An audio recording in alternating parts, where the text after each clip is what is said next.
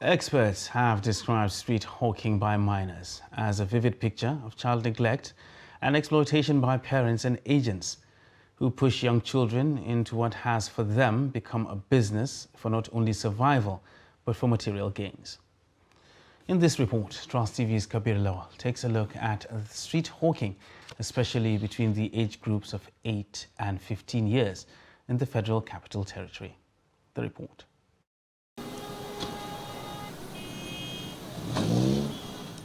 The phenomenon of street hawking has considerably increased throughout the world and most especially in Nigeria. Every year, billions of individuals, mostly female, are forced to submit to servitude. In urban cities where the business is commonly believed to be poverty-motivated thrives, children and women, who are the major role players, face different risks, especially rape, accident, ritual activities, as well as loss of education opportunities.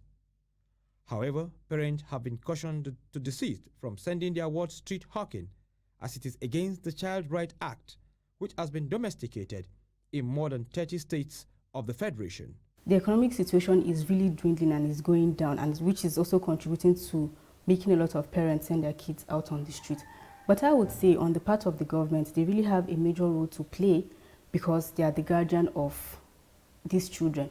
If we have better laws in place that protects the Child Act and that has strict punishments to those who default these laws, I believe it can go a long way to curbing this issue.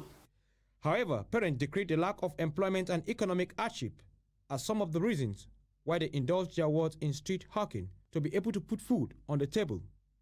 They made desperate plea to government to regulate the rising inflation currently in the country. Kids should be in school. They shouldn't be seen hawking at about this time of the day. Even if they have to do it, it shouldn't be during school hours. Yeah, I understand this is summer, but I mean, the government should do something about it. Ensure kids go to school. I think being government now develop interest in this Nigerians individual and creating job opportunity. All this one will not continue. Government is at the center of it all because without the government, there's nothing the masses can do. Without a strong law in place, there's nothing that can be done. And then you see some children who are on the street. Some of them don't even have parents. How are such children supposed to survive? I feel like the government should make provision, maybe in its budget, that caters for such kids.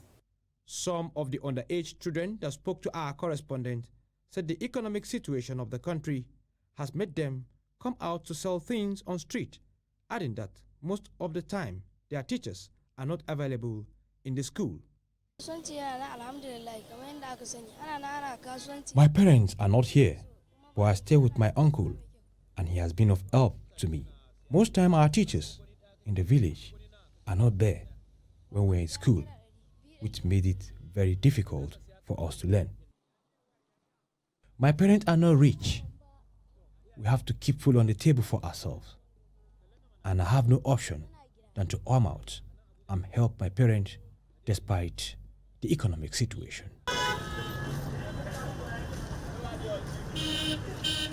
Street hawking is a universal phenomenon which requires urgent attention from all and sundry as it distorts child's development and government policies.